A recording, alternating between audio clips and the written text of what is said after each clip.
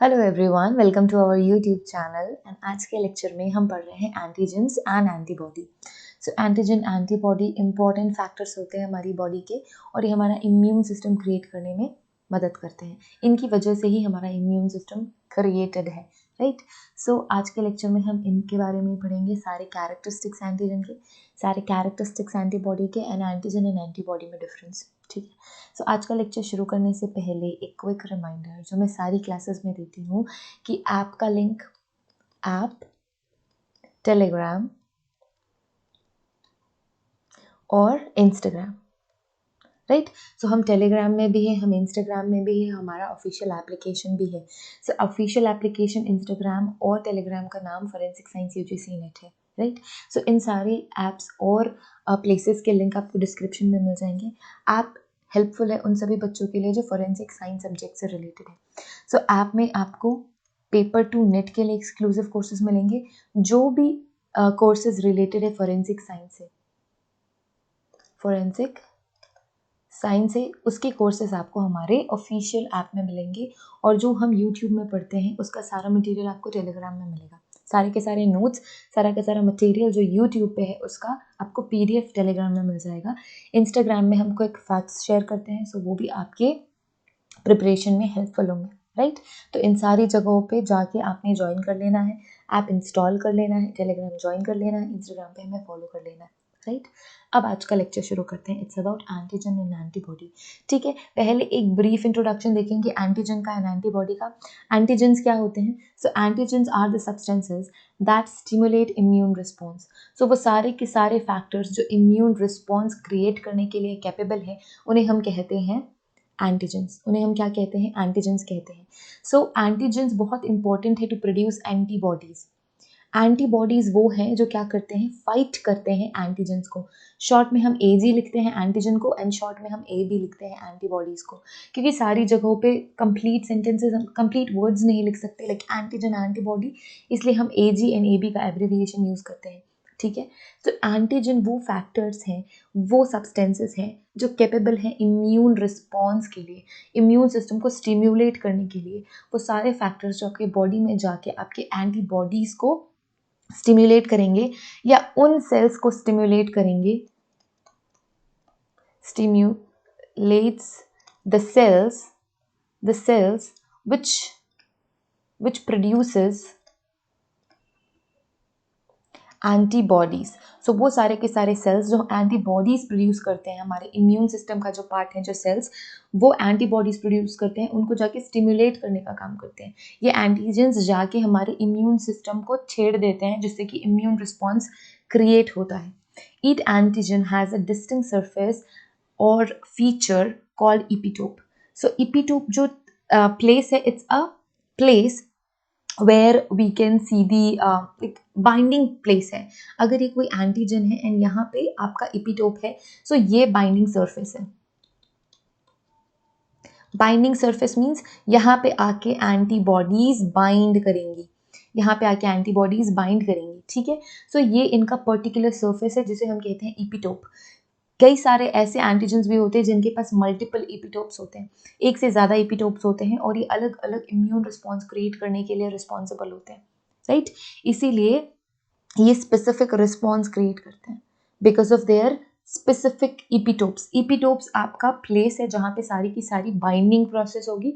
अगर वो किसी एंटीबॉडी से बाइंड कर रहे हैं, या फिर अगर वो किसी इम्यून रिस्पॉन्स या फिर कोई इन्फेक्शन क्रिएट कर रहे हैं, तो भी ये इपीटोप्स पे ही सारा stimulation, what we can say, इपीटोप ऐसा प्लेस है जहाँ पे सारी रिएक्शंस होगी। It is the surface where all the reactions happens, ठीक है। सो ये इनका स्पेसिफिक सरफेस होता है जो स्पेसिफिक रिस्पॉन्स क्रिएट करने के लिए रिस्पॉन्सिबल होता है। Antigens could be anything like a pathogen, bacteria, fungi, even virus. So कोई भी फॉरेन सब्सटेंस जो हमारी बॉडी का पार्ट नहीं है, कोई भी बाहर का सब्सटेंस है, वो एंटीजेंस हो सकते हैं, ठीक है। कोई भी पैथोजन, कोई भी बैक्टीरिया, कोई भी फंगी, कोई भी वायरस, सारे के सारे एज ए एंटीजन वर्क कर सकते हैं, ठीक है। ये सारे के सारे factors as a antigen work करते हैं। एंटीबॉडीज क्या है? एंटीबॉडीज को हम कहते हैं इम्यूनोग्लोब्यूलेंस।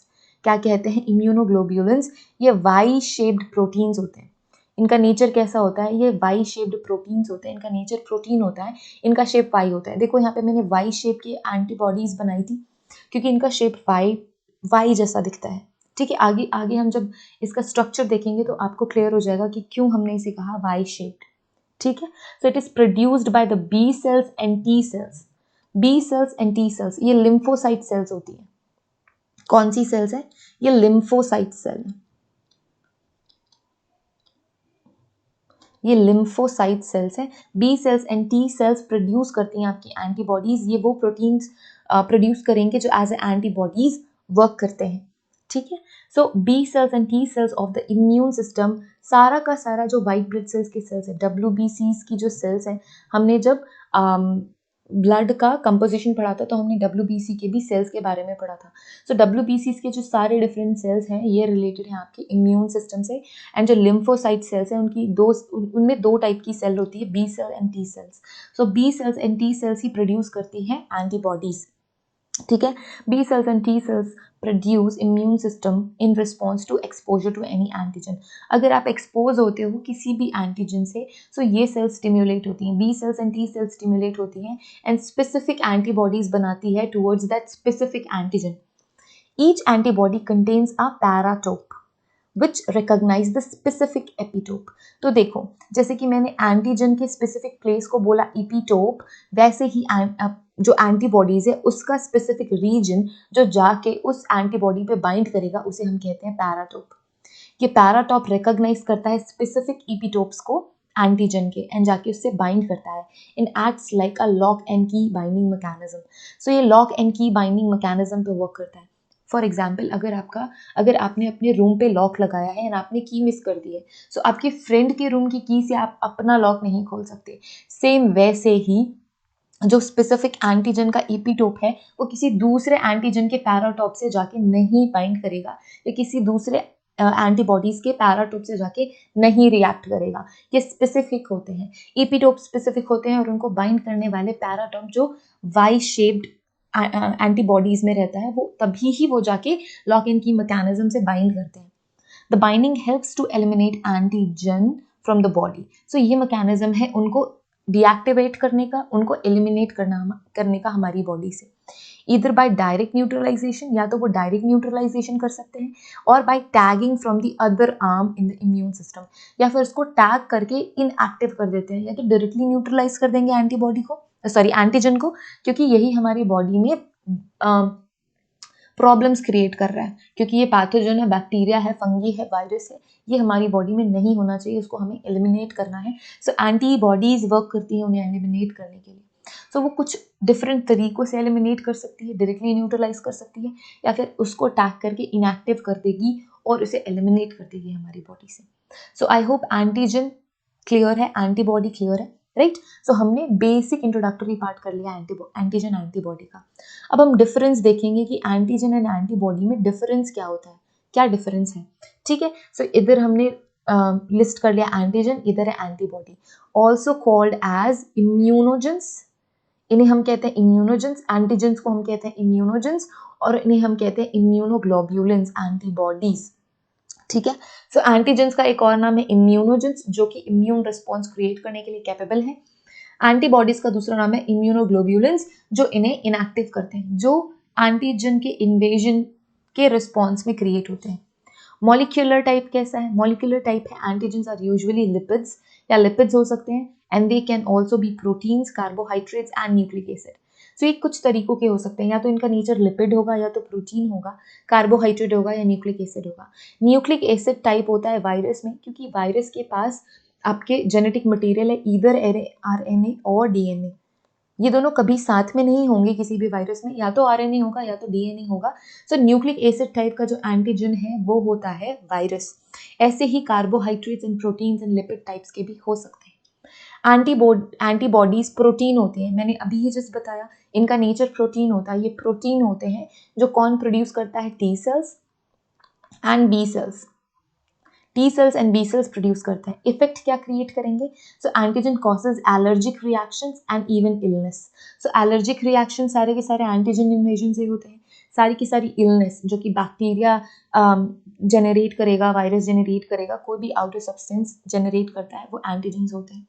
Antibodies protects against the effects of antigen, जो भी एंटीजन इफेक्ट डालेंगे उसके अगेंस्ट हमें प्रोटेक्शन देता है, ईदर बाय लाइसिस, या तो एंटीजन को ब्रेक कर देगा, इमोबिलाइजेशन ऑफ दी पार्टिकल, या फिर इमोबिलाइजेशन करेगा, इनएक्टिव करेगा। बेसिकली जो एंटीबॉडीज का वर्क है वो एंटीजन को इनएक्टिव करना है किसी भी वे से। वो एंटीबॉडीज चूज कर सकते हैं कि कैसे एंटीजन को डिस्ट्रॉय करना है।